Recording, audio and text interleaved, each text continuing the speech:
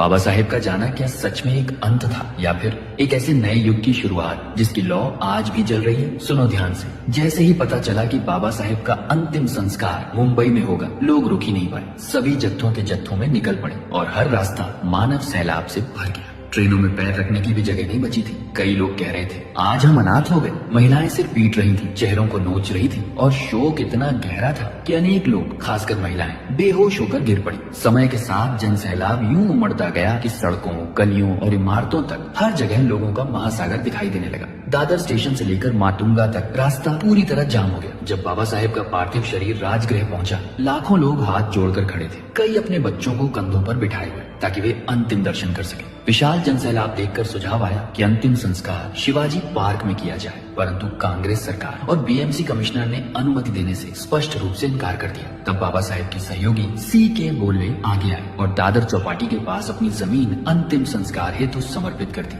और फिर दोपहर 1:30 पर बाबा साहेब का पार्थिव शरीर एक विशेष रूप से तैयार वाहन पर रखकर राजगृह से अंतिम यात्रा शुरू हुई, जो 5:24 पर दादर चौपाटी पहुंची। कई स्थानों पर मौन जनसागर अचानक गूंज उठा, बाबा साहेब की जय, बाबा साहेब अमर रहे। और इसी मौन सागर के बीच बाबा साहेब को चंदन की ऊंची विशाल चिता पर ऐसे रखा गया था कि जहां तक नजर जाए हर व्यक्ति अंतिम दर्शन कर सके। लेकिन अंतिम संस्कार शुरू होने से ठीक पहले दादा साहेब गायकवाड़ माइक पर आए और बोले, बाबा साहेब 16 दिसंबर को आपका हाथ पकड़कर आपको बुद्ध के धम्म की ओर ले जाने वाले थे, लेकिन आज उलटा हो गया। उनका शरीर चिता पर है, पर उनकी इच्छा हम यही पूरी करेंगे। जो लोग बौद्ध धम्म में अपनाना चाहते हैं हाथ उठाए। क्षण भर का मौन टूटा और पूरा समुद्र हाथों से भर गया। भदंतानंद कौशल्यायन ने वहीं उसी क्षण लगभग 10 लाख लोगों को धम्म दीक्षा दी। शोक के बीच जन्म लेती एक नई क्रांति। शाम 7:35 पर अंतिम संस्कार की विधि शुरू हुई और जब यशवंत आम्बेडकर ने चिता को अग्नि दी, तब पहली लौ उठी और बाबा साहेब धीरे धीरे पंच तत्वों में विलीन होते चले गए। वह दृश्य इतना दर्दनाक था कि हवा तक एक भारी आह जैसी महसूस हो रही थी।